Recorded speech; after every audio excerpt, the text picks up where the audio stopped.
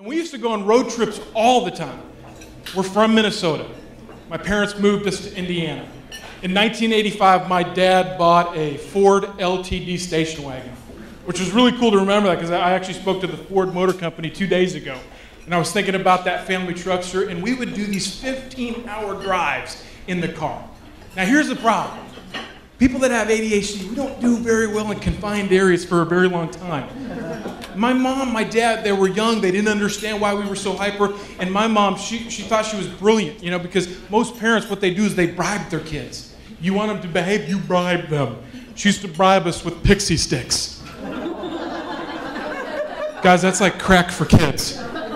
And we were addicted to these things, but the problem was is by the time we hit Wisconsin, the three of us, we would be bouncing off the walls. Now, this is a story that my brother shares a lot. We were in the middle of Wisconsin, and my dad had flipped out.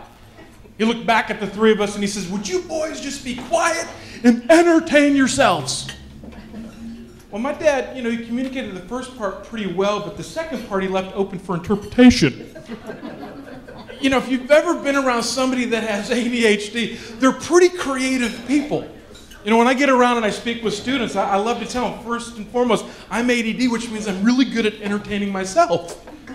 There was a roll of duct tape underneath my dad's chair. Duct tape's shiny. Duct tape is my friend. I pulled that duct tape out and I ripped off a piece and I put a little piece over my mouth, not really realizing how painful it would be taking that off later.